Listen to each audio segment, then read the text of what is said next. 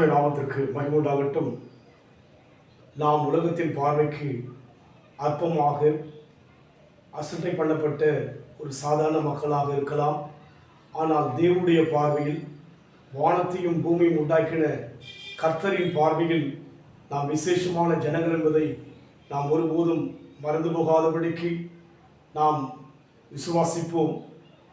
வேதத்தில் சொல்லப்பட்ட ஒவ்வொரு பரிசுத்தவான்கள், மோசே, ஆபிரகாம், யோசேப்பு, தாவீது, யோசுவா, அப்படியாக அநேக வேதத்திலே சொல்லப்பட்ட பரிசுத்தவான்களிடத்திலே கர்த்தர் பேசுவது போல இன்றைக்கும் நம்மோடு கூட தேவன் பேசுகிறவராக, நம்மை குறித்து விசேஷமான காரியங்கள் பேசப்படும்படியாக அழைத்திருக்கிற தேவனாக இருக்கின்றபடினாலே, உன்னை குறித்து என்னை குறித்து ஆண்டவர் என்னவெல்லாம் சொன்னார் என்று சொல்லி நாம் தியானித்துக் கொண்டு வந்தோம்.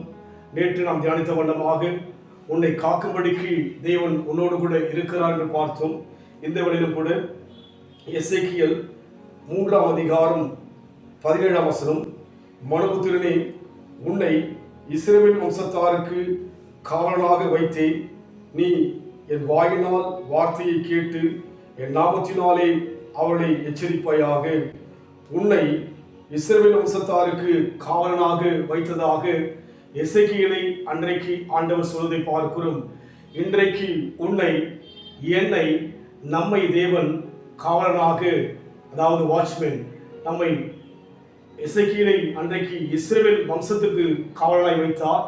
இன்றைக்கு உங்கள் குடும்ப வம்சத்திற்கு தேவன் உங்களை காவலனாக பாதுகாக்கும்படியாக விசேஷமாய் தெரிந்து வைத்திருக்கிறார். உங்கள் பிள்ளைகளுக்கு நீங்கள் தான் காவலாளி, உங்கள் பிள்ளைகளுக்கு நீங்கள் தான் பாதுகாப்பு, உங்கள் குடும்பத்தில் இருக்கிற ஒவ்வொரு நபர்களுக்கும் நீங்கள் தான் பாதுகாப்பு உள்ள ஜனங்களாக இருக்கிறீங்க. அதனால் நம் வாழ்க்கையிலே நாம் யாரோ நம் வாழ்க்கை இப்படி என்று சொல்லி யோசிக்காதபடிக்கு நம்மை தேவன் அவர் பார்வையிலே குடும்பத்துக்கும் சமுதாயத்துக்கு கூட அநேக ஜனங்களுக்கு உங்களை பாதுகாப்பு உள்ள மக்களாக தேவன் நியமித்திருக்கிறார் என்பதை நாம் சிந்தித்து தேவனை ஸ்தோத்திரிக்க வேண்டும். உண்மையாய் ஒரு குடும்பத்தில் எந்த தீங்கு வராதபடிக்கு நீங்கள் ஜெபிக்கின்ற போது நீங்கள் குடும்பத்துக்கு பாதுகாப்பாக இருப்பீர்கள்.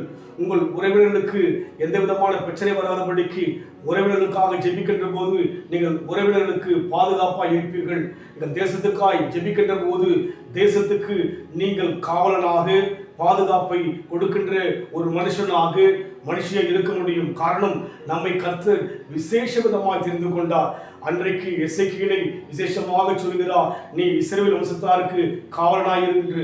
இன்றைக்கு உங்களை பார்த்து, என்னை பார்த்து, நம்மை பார்த்து சொல்கிறார், நீங்கள் குடும்பத்துக்கு காவலாளி, நீங்கள் சபைக்கு காவலாளி, நீங்கள் அநேக உறவுகளுக்கு காவலாளி என்று சொல்லி விசேஷமாக தேவன் நம்மை குறித்து மேன்மையாய் சொல்கிறபடியினாலே நம் வாழ்விலே நாம் தேவனை ஆழமாய் சிந்தித்து அர்த்தத்தை புரிந்து தேவனுக்கென்று வைராக்கியமாய் வாழ நம்ம ஒப்புக் கொடுப்போம்.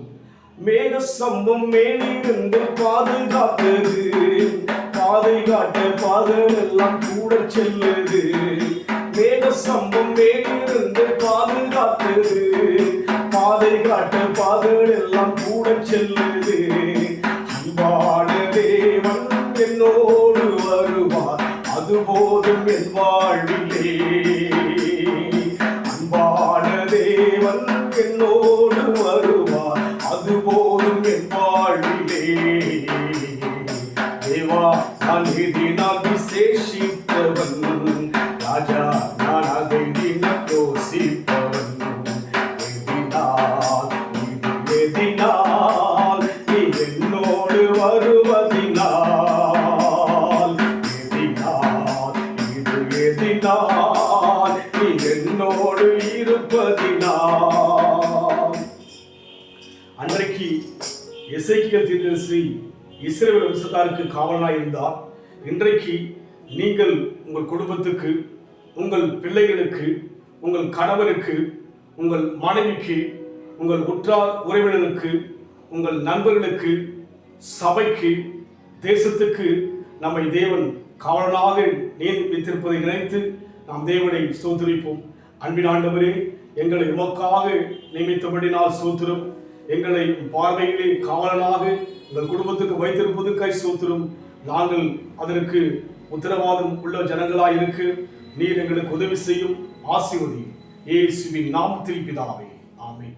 கர்த்தர் ஆசீர்வதிப்பாராக.